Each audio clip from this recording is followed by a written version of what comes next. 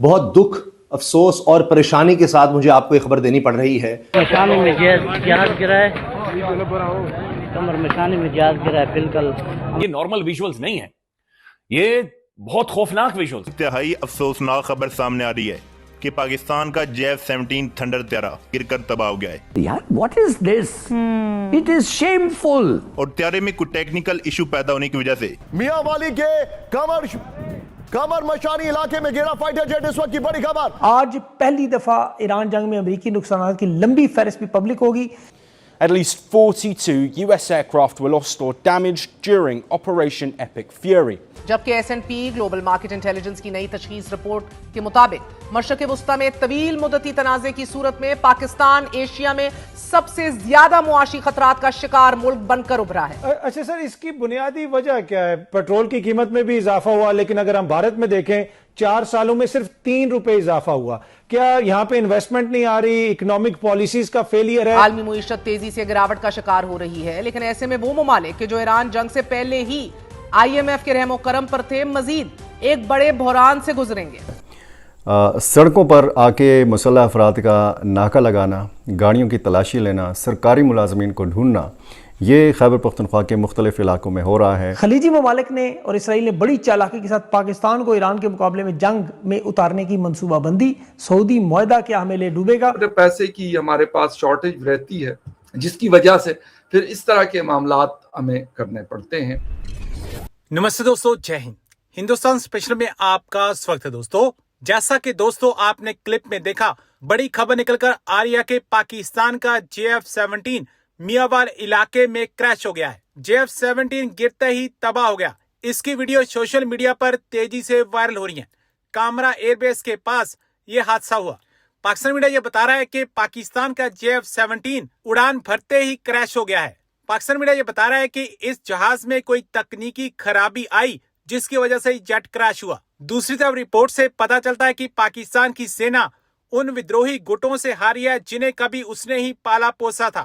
یہ بات تب سامنے آئی جب گلوبل ٹیررزم انڈیکس 2026 میں پاکستان پہلے نمبر پر آیا۔ یہ پہلی بار ہے جب پاکستان اس سوچی میں پہلے ستھان پر آیا ہے۔ یوریشین ٹائمز کی رپورٹ میں بتایا گیا کہ جب عاصم منیر دنیا کو اپنی طاقت دکھانے میں ویست تھا جیسے امریکہ اور ایران کے بیچ مدھیستہ، اسی سمے اس کی سینا اپنے ہی گھر میں چرم پنتھی سموہوں کے ہاتھوں زمین کھو رہی تھی۔ سڑکوں پر آ کے مسلح افراد کا ناکہ لگانا، گاڑیوں کی تلاشی لینا، سرکاری ملازمین کو ڈھونڈنا، یہ خیبر پختونخوا کے مختلف علاقوں میں ہو رہا ہے۔ آج کہاں پہ اتنا بڑا واقعہ ہوا ہے، لیکن یہ بتایا گیا ہے کہ اس علاقے پر ریٹ قائم کر دی گئی ہے، کنٹرول حاصل کر لیا گیا ہے، کیونکہ یہ ایک بڑا مسئلہ ہوتا ہے کہ جب کوئی علاقہ کسی حوالے سے یا اس حوالے سے مشہور ہو جاتا ہے کہ جی یہاں پہ بہت زیادہ ملیٹنٹس ہیں، تو وہاں پہ پولیس کا جانا بھی بہت زیادہ مشکل ہو جاتا ہے۔ امن و امان کی موجودہ صورتحال ہے، اور اس حوالے سے جو خیبر پختونخوا حکومت کا جو بیانیہ ہے، یہ کس حد حساس معاملہ ہے اس ملک کی سلامتی کے لیے، تو ظاہر ہے کہ اس حوالے سے وفاق اور پنجاب کے اوپر بہت بھاری ذمہ داری عائد ہوتی ہے، لیکن اس بھاری ذمہ داری کو پہچاننے والا کوئی ہو۔ آتے ہیں ان سارے معاملات پہ بات کرتے ہیں، اور اس خبر کی تفصیل یہ ہے جو میں نے آپ کے سامنے رکھی کہ ناکہ لگایا گیا۔ ایک تو بنو خبروں میں ہے، اور حساس واقعات کے حوالے سے بنو میں ہے ایک فتح خیل چوکی کے اوپر جو حملہ کیا گیا تھا، جس میں 15 پولیس اہلکار شہید ہو گئے تھے۔ اس کے بعد بہت زیادہ ہم رد عمل دیکھ رہے ہیں۔ خبر یہ ہے کہ مختلف جو علاقے ہیں، جیسے مندیو کا علاقہ ہے، جیسے میریان کے باقی علاقے ہیں، ککی ہے اور حوید ہے، نورڑ ہے، تو ان علاقوں میں بقا خیل جانی خیل، ان علاقوں میں بہت زیادہ ایک مشکل صورتحال ہے لوگوں کے لیے بھی۔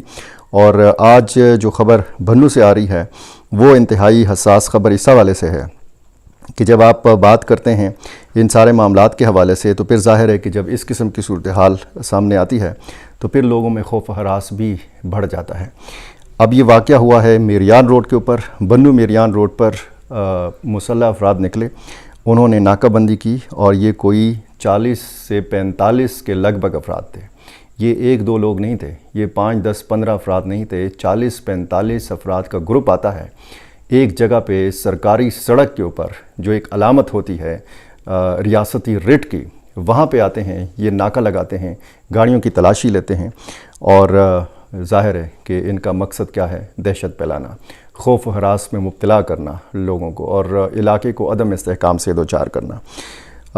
بنو میریان روڈ پر، یہ تھانہ میریان کی حدود ہیں، مندیو چوک اور مدالی فلنگ اسٹیشن نواز آباد کے مقامات پر یہ ناکے لگائے گئے ہیں۔ یہ مقامی میڈیا بھی اس کو رپورٹ کر رہا ہے، اور ذرائع کا یہ کہنا ہے کہ مسلح افراد نے سرکاری ملازمین بالخصوص پولیس اہلکاروں کی تلاشی لی، مطلب ان کی تلاش میں انہوں نے یہ ناکہ لگایا تھا کہ کہیں سے کسی گاڑی سے موٹر سائیکل پہ جاتے ہوئے، پیدل جاتے ہوئے کہیں کوئی ہاتھ لگ جائے گا، کوئی ایف سی کا اہلکار ہوگا، کوئی پولیس کا اہلکار ہوگا، کوئی سرکاری ملازم ہوگا، تو یہ جو عموماً جو آمد و رفت ہوتی ہے ٹریفک کی، یہ متاثر رہی۔ کیونکہ ہمارا ہاتھ بہت تنگ ہے، اور وہ ہاتھ کیسے تنگ تھا کہ اس کی وجہ یہ ہے کہ ہاتھ اس لیے تنگ تھا کہ پاکستان کے پاس جو معاملات ہیں وہ قرض سے ہی چل رہے ہیں، تو اس لیے اپنے پیسے کی ہمارے پاس شارٹیج رہتی ہے،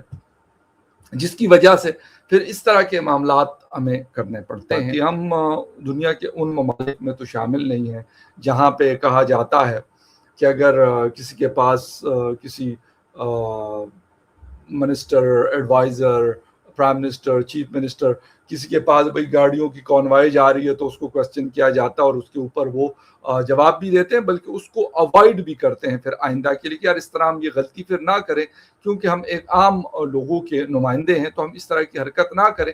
لیکن پاکستان میں الٹا ہوتا ہے۔ پاکستان میں اگر آپ کوسچن کریں تو ایک تو وہ خیر مطلب کوسچن کی تو کہانی نہیں ہے، آپ نہ کریں۔ دوسرا پھر یہ ہوتا ہے کہ بھائی آپ کو پتہ ہے یہ بڑے سیریس قسم کے اور بڑے جسے کہتے ہیں سینسٹیو قسم کے معاملات ہوتے ہیں۔ حالانکہ ڈیفنس پیکٹ ہوا ہے اور پہلے بھی ہمارے فورسز کے لوگ موجود ہوتے تھے، 2015 میں بھی ہوا، 17 میں بھی ہوا، اور اب 2026 میں بھی ہو رہا ہے۔ اس کی وجہ یہ ہے کہ پاکستان یہ نہیں ہے، پاکستان کے پاس جو وسائل ہیں وہ نہیں ہیں۔ وسائل ہیں، انفارچونیٹلی میں یہ نہیں کہوں گا کہ وسائل نہیں ہیں، وسائل بہت ہیں، لیکن اس کا استعمال غلط طریقے سے ہو رہا ہے، جس کی وجہ سے ایک عام شخص جو ہے اس کے معاملات خراب ہوتے ہیں۔ ویسے ایلیٹ کو کبھی کسی چیز کی پرابلم نہیں ہوئی، نہ ان کے ہاں لوڈ شیڈنگ کا کوئی مسئلہ آیا، نہ ان کے ہاں پیٹرول پرائسز سے کوئی ایشو ہوا، نہ انہوں نے کبھی کہا کہ یہ مہنگائی ہے، کیونکہ ان کو فرق اس لیے نہیں پڑتا کہ اگر آپ کی انکم مطلب ہزاروں نہیں لاکھوں ڈالر پر منتھ ہو تو پھر آپ کو تو میرے خیال میں 450 یا 450 روپے پر لیٹر پیٹرول ڈیزل یا 80 روپے کا یونٹ بجلی کا